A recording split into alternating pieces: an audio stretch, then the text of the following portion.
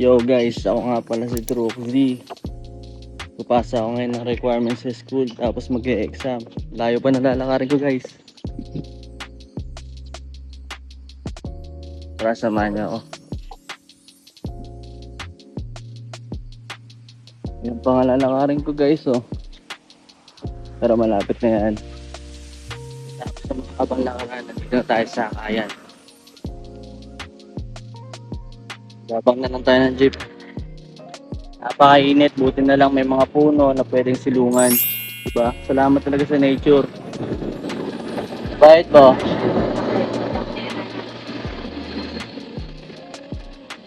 Estudyante po yan Santa Maria. Dito na tayo sa bayan. Nagpapaserok sa pala ako. Ganda dito kasi ang daming bilihan ng chicharo no. Sarap. Ayun nga pala yung school. Diyan ako mag-exam. Dito nga nagpa-xerox na ako kasi nakalimutan ko pala magpa-xerox. After ko mag-xerox, ayun na. Unang fill up, ayan. Bago mag-exam. Hindi na ako nakapag-video ng exam kasi bawal. Tapos ito na. Interview sa guidance. Para malaman ko mabait pa talaga ako. So ayun, nakala ko nga. Akala ko mabilis lang. Akala ko exam lang. Tapos magpapasa ng requirements. Kasi yung exam ko tumagal. Umabot na 9:30 ako nagsimula na tapos ako 11. Then may guidance interview pa. Ang next mission ko nga pupunta ako sa clinic kaso nga lang break time. Babalik pa ako alauna. Ganap muna ako ng kakainan ko. Mura lang. Gara, 3 taon na ako dito, 4. Wala akong, hindi ko alam yung lugar dito. Hindi ko alam saan may kainan. Saan may karindan yun? Wala. Aray ko po. Dito ako sa bayan ng Santa Maria. Hindi kasi ako mag-aala dito eh. Lagi ako sa Balagtas. Dati kong school. Pero dito McDonald's. Daddy G. Kaso mahal dyan, kaya pass. Ewan ko, di ako makapag-decide kakain ba ako o tatambay na lang. Mag-aantay na lang na alauna. Nakakatamad. Nakakatamad gumastos. Sarap tipidin ng sarili eh, no? Yan si Rizal guys.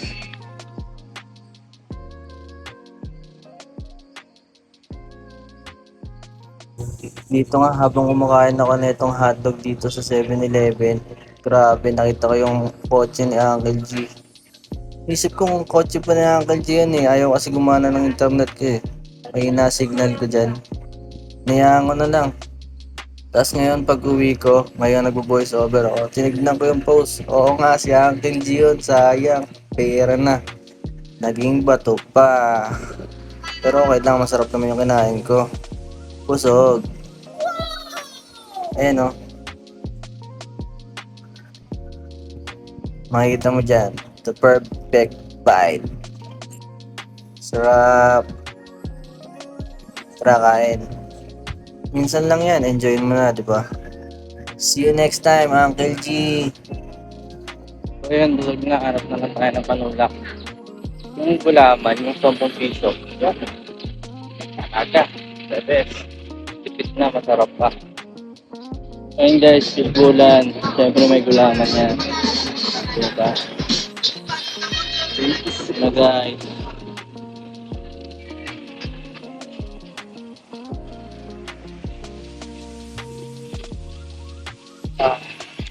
Sarap. Tara, balik na tayo sa ICI. Para matapos na lahat. Makauwi na. Ito na pala yung clinic. Mga 5 minutes lang ako nandiyan sa loob. Ayun guys, natapos na rin. Makakauwi na kasi umuulan. Silong muna lahat. Ito po. Parang naman ako. Ayun guys, oh. Tara, bounce na. Uwi na guys. Pahinga na guys, pahinga na. Nangyari sa clinic. Tinignan yung height ko tapos yung timbang. As usual, ganun pa rin.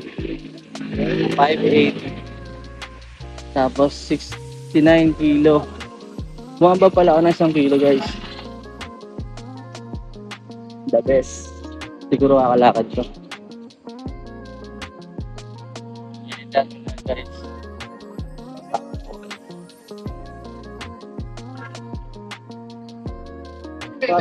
Pagsibol Central Estudyante. Dito na tayo sa hood ko guys. So, kung nakabot ka dito, hanggang dito na lang. Ako nga pala si Troxy. Like and follow naman dyan.